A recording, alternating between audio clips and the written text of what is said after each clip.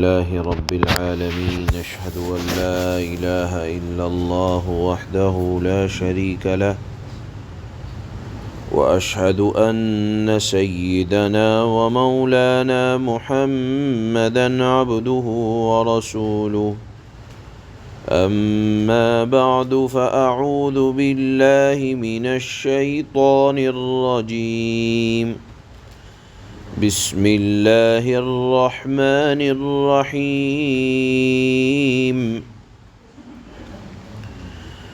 وإذ واعدنا موسى 40 ليلة ثم اتخذتم العجل من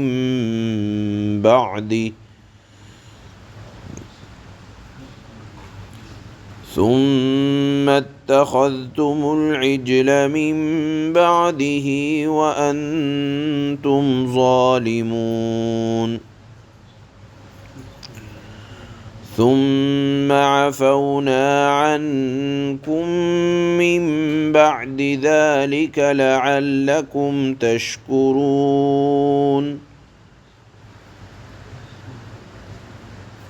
وَإِذْ آتَيْنَا مُوسَى الْكِتَابَ وَالْفُرْقَانَ لَعَلَّكُمْ تَهْتَدُونَ وَإِذْ قَالَ مُوسَى لِقَوْمِهِ يَا قَوْمِ إِنَّكُمْ ظَلَمْتُمْ أَنفُسَكُمْ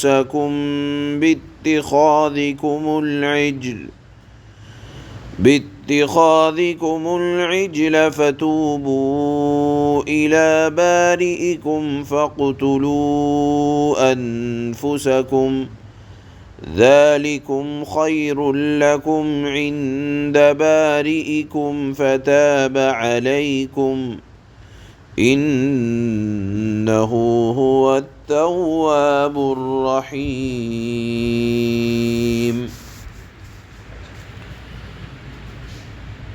صدق الله مولانا العلي العظيم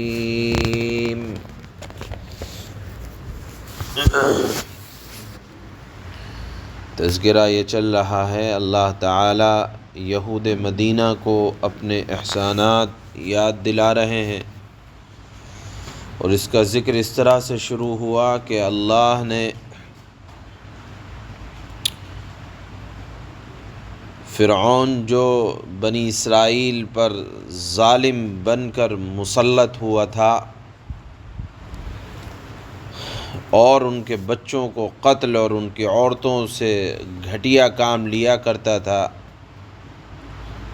اللہ نے احسان کیا کہ حضرت موسیٰ علیہ السلام کو ان کے درمیان نبی بنا کر بھیجا۔ آپ نے کل کی آیات میں اس واقعے کی طرف اللہ نے جو اشارہ فرمائے کہ ہم نے تم کو فرعون سے نجات دی جو تم کو تمہارے بچوں کو قتل اور تمہاری عورتوں کو کام لینے کے لیے زندہ رکھا کرتا تھا، اور نجات کی شکل یہ بنی کہ بحر قلزم کے اندر اللہ نے فرعون کے لشکر کو ڈبو دیا اور بنی اسرائیل بحفاظت وہاں سے نکل گئے،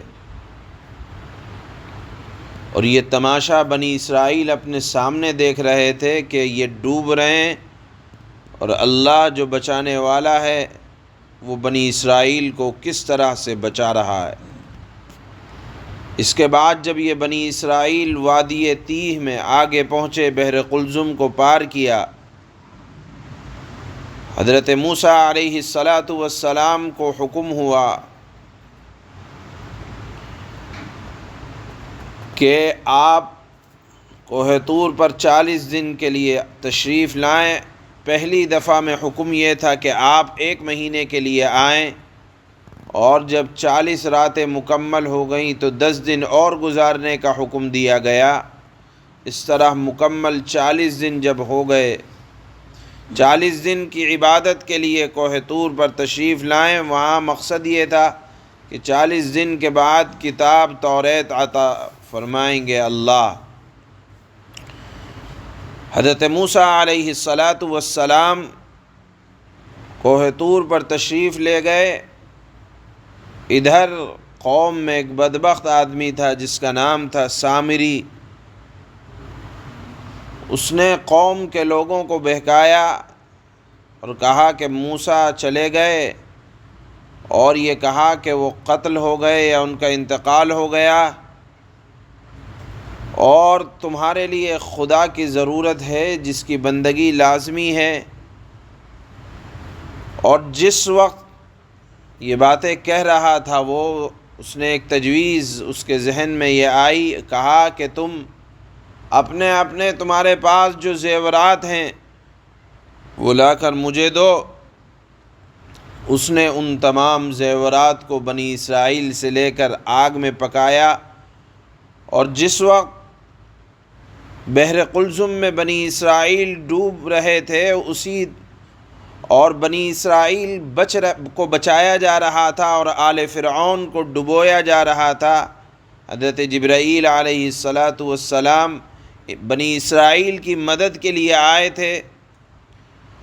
لکھا ہے کتابوں کے اندر کہ انسانی شکل میں گھوڑے پر سوار ہو کر آئے تو سامری نے یہ دیکھ لیا کہ گھوڑے کا پاؤں جہاں پڑ رہا ہے اس جگہ کی مٹی ہری ہو جا رہی ہے، وہاں گھاس اگ جاتی ہے، اور معلوم یہ ہوا کہ جنت سے آئے تھے اور وہاں اس گھوڑے کی ٹاپوں کا اثر یہ ہو رہا تھا کہ گھاس وہاں اگ رہی تھی۔ اس نے جان لیا کہ اس مٹی کو جہاں ملایا جائے گا وہ بھی اس کے اندر بھی زندگی آ جائے گی۔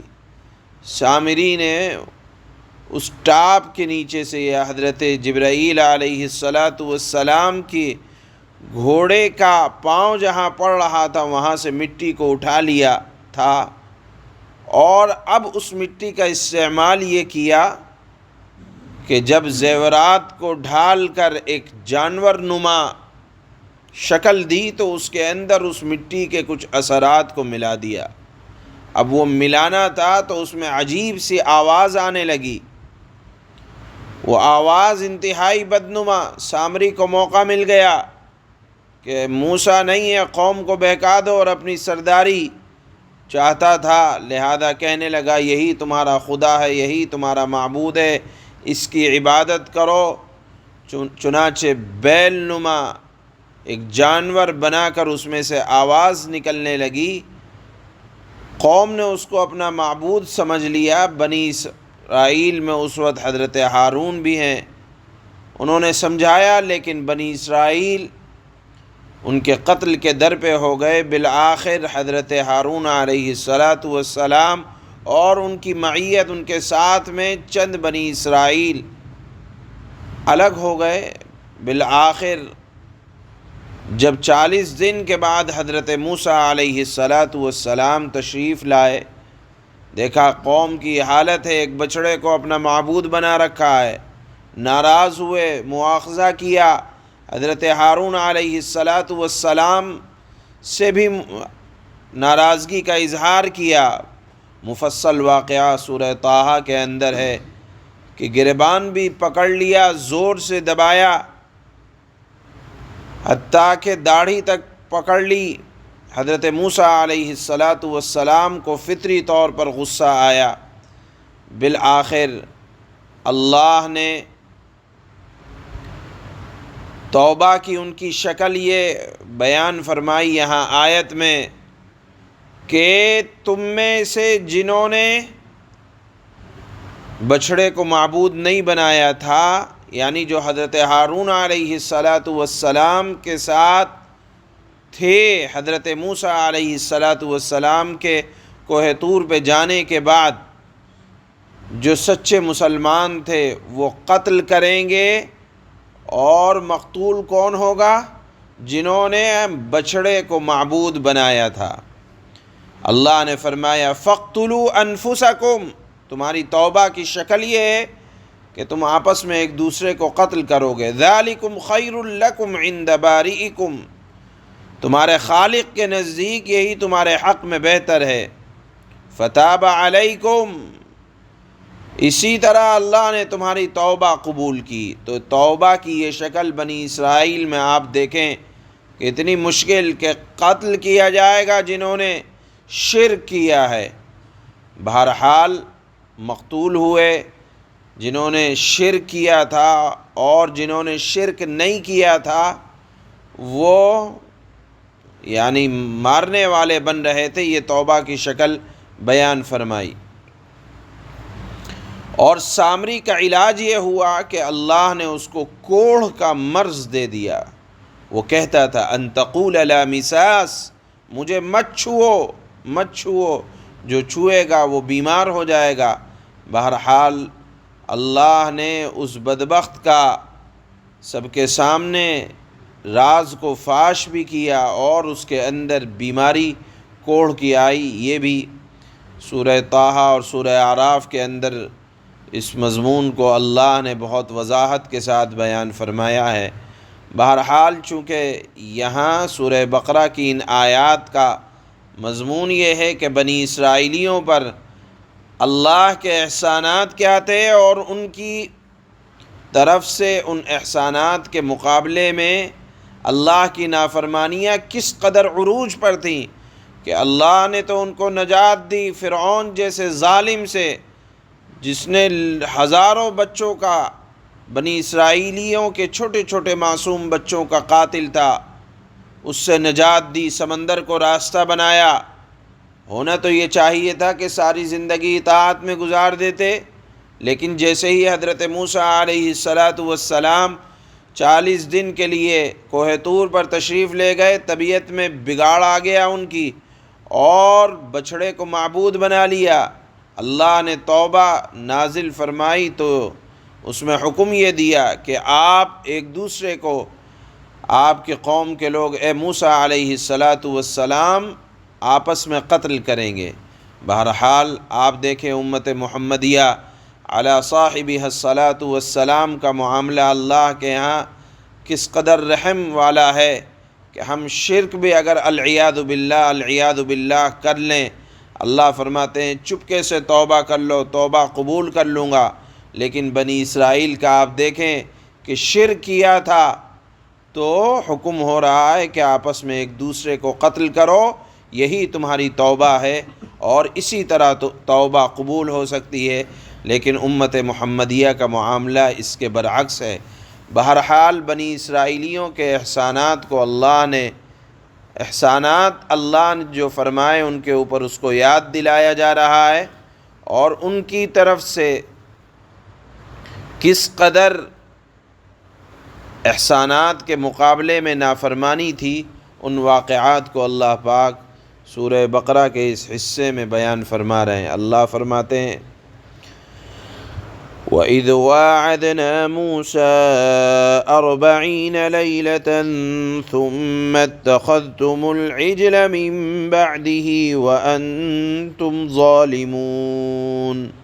اور وہ وقت یاد کرو جب ہم نے موسیٰ سے 40 راتوں کا وعدہ ٹھہرایا تھا، پھر تم نے ان کے پیچھے اپنی جانوں پر ظلم کر کے بچھڑے کو معبود بنا لیا۔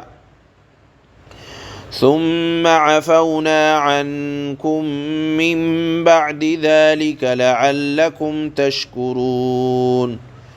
پھر اس سب کے بعد بھی ہم نے تم کو معاف کر دیا کہ تم شکر ادا کرو۔ وَإِذْ آتَيْنَا مُوسَى الْكِتَابَ وَالْفُرْقَانَ لَعَلَّكُمْ تَهْتَدُونَ۔ اور یاد کرو جب ہم نے موسیٰ کو کتاب دی اور حق و باطل میں تمیز کا معیار بخشا کہ یہ صحیح ہے یہ غلط ہے۔ کیوں بخشا؟ تاکہ تم راہ راست پر آ جاؤ۔ وَإِذْ قَالَ مُوسَىٰ لِقَوْمِهِ يَا قَوْمِ إِنَّكُمْ ظَلَمْتُمْ أَنفُسَكُمْ بِاتِّخَاذِكُمُ الْعِجْلَ فَتُوبُوا إِلَىٰ بَارِئِكُمْ فَاقْتُلُوا أَنفُسَكُمْ ذَلِكُمْ خَيْرٌ لَكُمْ عِندَ بَارِئِكُمْ فَتَابَ عَلَيْكُمْ إِنَّهُ هُوَ التَّوَّابُ الرَّحِيمُ۔ اور جب موسیٰ نے اپنی قوم سے کہا تھا کہ اے میری قوم، حقیقت میں تم نے بچھڑے کو معبود بنا کر خود اپنی جانوں پر ظلم کیا ہے، لہذا اب اپنے خالق سے توبہ کرو، اور توبہ کی شکل یہ ہے کہ فَاقْتُلُوا أَنفُسَكُمْ، اپنے آپ کو قتل کرو، تمہارے خالق کے نزدیک یہی تمہارے حق میں بہتر ہے، اس طرح اللہ نے تمہاری توبہ قبول کی، بے شک اللہ ہی ہے جو اتنا معاف کرنے والا اور اتنا رحم کرنے والا ہے۔ سبحان اللہ و بحمدہ، سبحان